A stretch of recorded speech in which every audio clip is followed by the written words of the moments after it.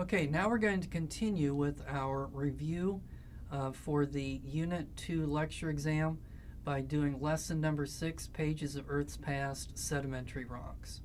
So in our previous segments, we've talked about how rocks can be weathered physically and chemically and turned into sediments. Now we're going to find out how those sediments can be put back together again to make a sedimentary rock.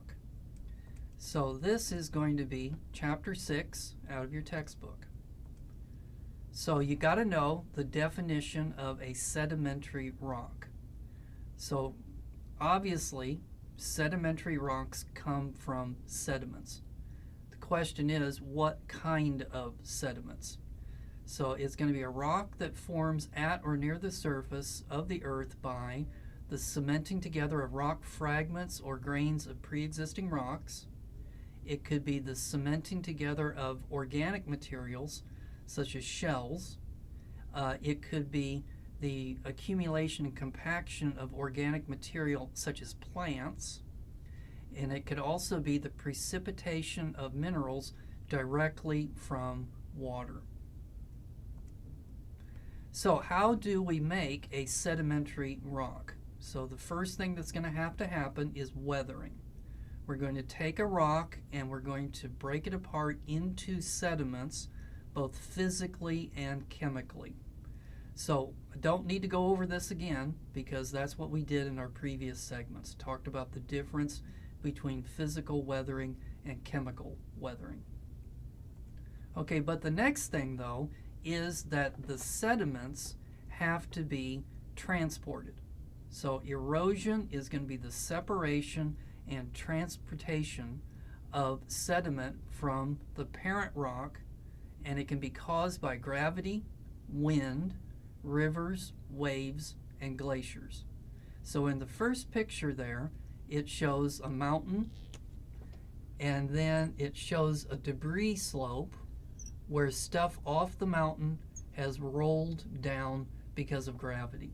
So gravity is one way of making a sedimentary rock. Okay, the second picture, the one next to that, is wave action. So the action of waves pounding on the shore can break apart the rocks there into sediments. The third picture is glaciers. So ice can grab a hold of rocks and scrape them across other rocks and again make sediments. On the bottom is a picture of a river, and so rivers can break apart rocks and transport them. And then the last picture is what wind can do. Okay, then once the sediment has been broken apart due to physical and chemical means and then has been transported, it then is deposited somewhere. So one place that it could be deposited is in a river. So sometimes the pebbles and the sand in a river can be cemented together and turned into a sedimentary rock. Another place where you could find sedimentary rocks is the debris that has been pushed in front of a glacier can be deposited at the front of the glacier. And then that material can be cemented together to make some kind of sedimentary rock. Another place where sediment can accumulate is in a desert or on a beach. Another place where sediment can accumulate is at the bottom of an ocean.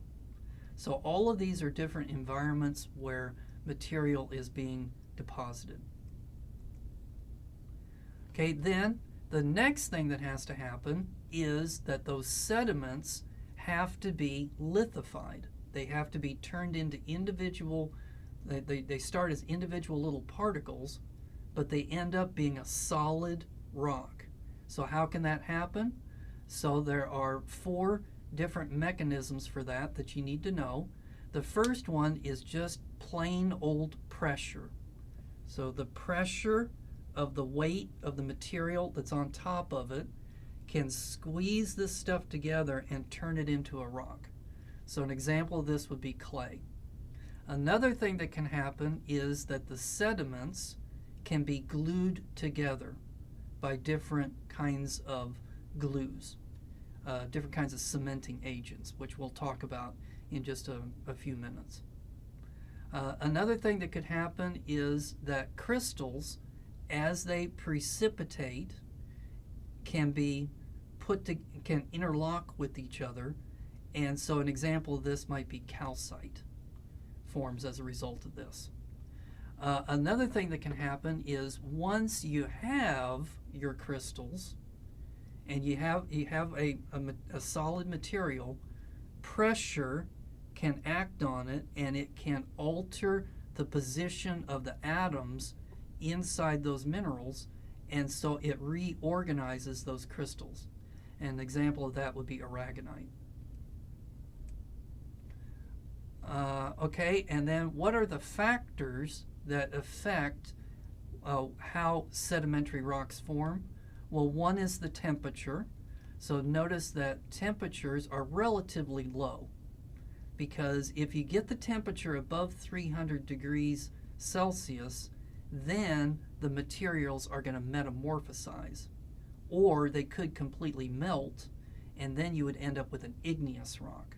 So you don't want to raise the temperature too high. Okay, then pressures are again relatively low. If you want to consider 2,000 times the pressure that we're feeling right now, which corresponds to a depth of about 7 kilometers.